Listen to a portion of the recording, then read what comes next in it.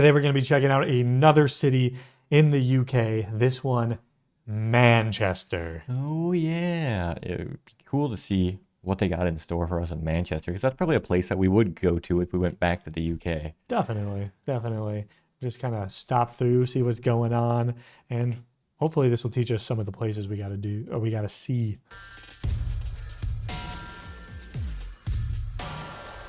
Manchester's interesting because I don't know anything about it at all, but you always hear about it. They got 2 soccer teams. Yeah. So, I mean, you hear Manchester United.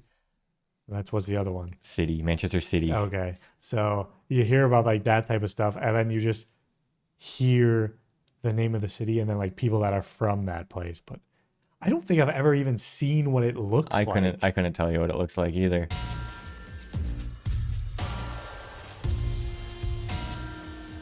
In the 1800s, Manchester, England was the epicenter of the Industrial Revolution.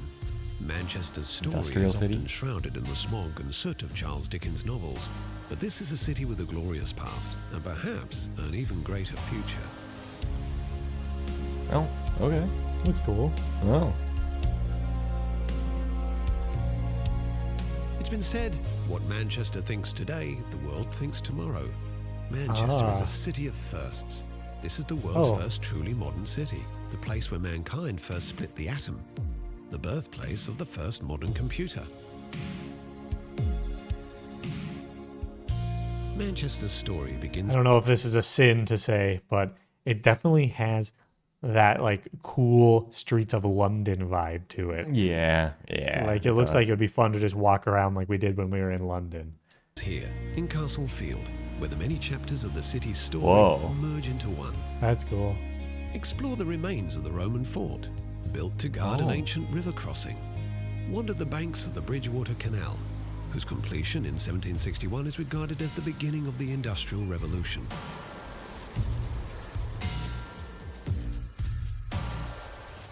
Admire the warehouses and mills, which once numbered in the thousands and generated incredible wealth for the city. While in the background is Beetham Tower, the symbol of a city once again on the rise. As the city's fortune swelled in the 19th century, so did its civic pride. Seems like it has a lot of different areas. Like this area is the area in the shots we've seen that looks more like London. And then some of the outer ones look much more industrial. It's crazy. Look at this too. I mean, it's kind of like London. Look at those streets, how empty they are with cars. This is sun setting, unless the sun's rising. Maybe the sun's rising. I don't know.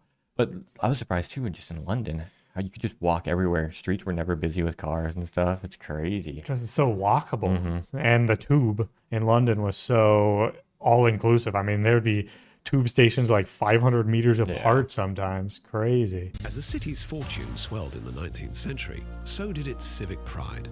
Manchester's elites saw the city as the new Venice and commissioned grand buildings and monuments. Wow. Taking architectural inspiration from across the ages. Wow, look at that, dang. Manchester's crowning glory is its town hall, built to rival the great buildings of London. Admire the incredible Victorian Gothic exterior, lavish staterooms, and murals which celebrate the city's history. This is a building that proclaimed, "This is Manchester, and we've arrived."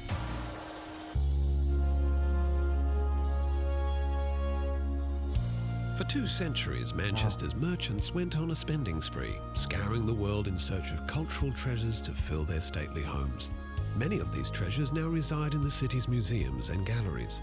At the Manchester Art Gallery, explore the works of the Pre-Raphaelites, Britain's first radical art movement, and more contemporary works which continue to challenge. What the? It's like being inside of a kaleidoscope. Continue to challenge.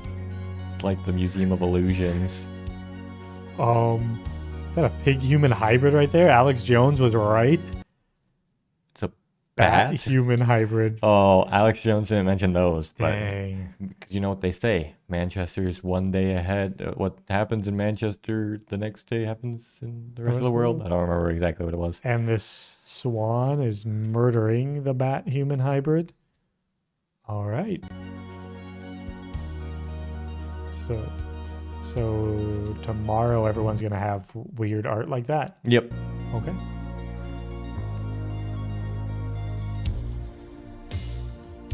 At the Manchester Museum, step into a Gothic revival time capsule housing millions of items from a T-Rex skeleton called Stan to one of the UK's most important Egyptology collections. This city enjoys a proud philanthropic tradition. Perhaps the city's greatest was Enriqueta Rylands, whose gift to the city was the John Rylands Library. Whoa. Dedicated to Manchester's largest textile magnet in the 10 years it took to create the neo-Gothic masterpiece, the widow acquired 40,000 books and oversaw every last detail, a labour of love for her late husband and the people of Manchester. It's a beautiful building. Manchester has long understood the power of knowledge.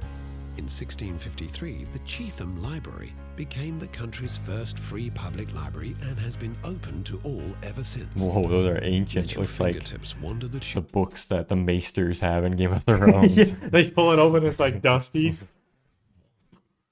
They may be made out of human skin or something like that. That would feel so weird. Where was it that they did that? I don't remember. That's some culture. They made stuff out of human skin. Scary. Yeah. Era shelves. Then step into the room where Frederick Engels was that like in a movie, a horror movie? Sounds like a horror movie thing, but also could be real. Who knows? I think it Marx is. began to write the Communist Manifesto, a work inspired by the crushing conditions the city's workers once endured. Revolution and reform run deep in Manchester's waters. Housed in a restored Edwardian pump house in the People's History Museum, which celebrates those who challenged Britain's rigid political and class systems. Wow. That's cool.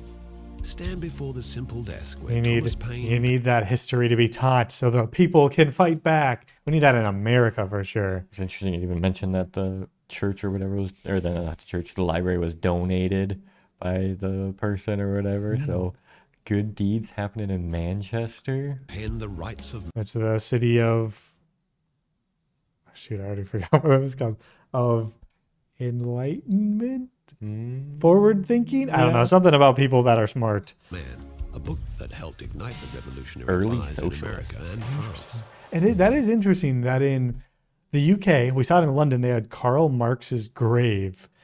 Like, that would basically not be allowed in the United States. Karl Marx equals communism equals bad. The land of the free speech, you can believe whatever you want. America, you're not allowed to have any sort of socialist thoughts in your head, though. It's clearly, the UK is much more free in that regard, at least.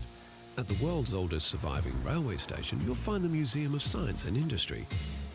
In the museum's power hall, feel the heat and steam that powered the shafts and wheels which once made Manchester the Empire's engine room. From textile looms to locally produced aircraft and motor vehicles, this museum is both a fascinating journey through the city's glory days and a peek into the future. Star Trek.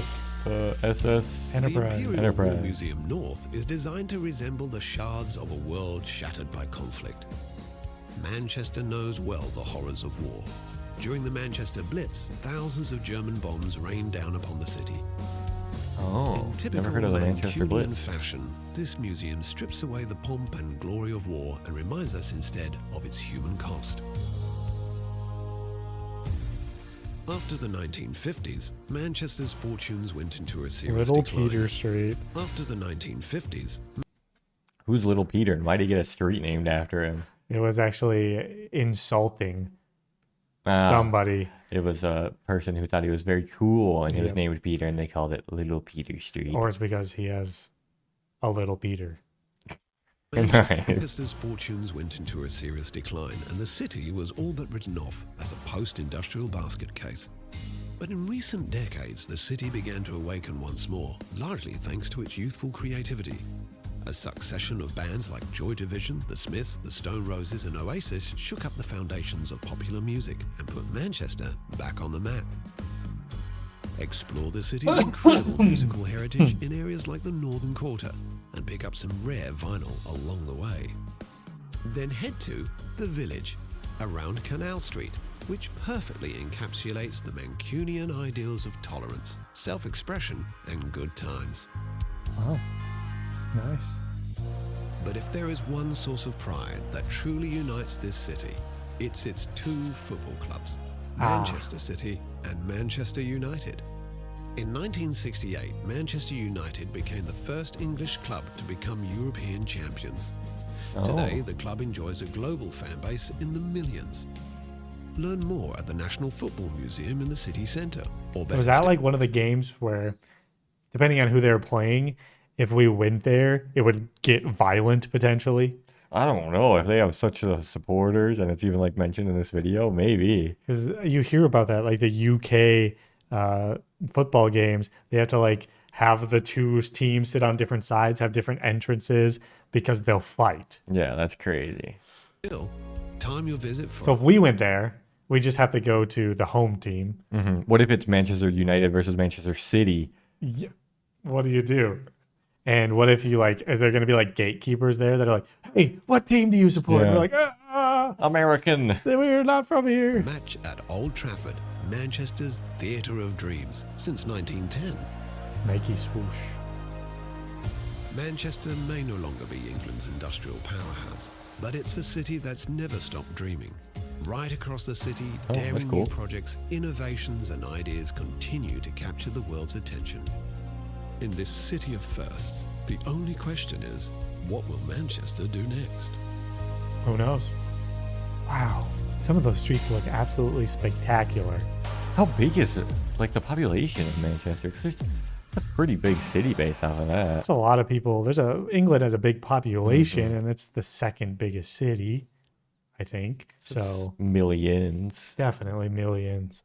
Looks like a cool city. I'd love to go check it out, especially for our videos. Try some of the local food, get into all of that. Be really fun. Yeah, we'll go there eventually. Thanks for watching. Bye. Bye.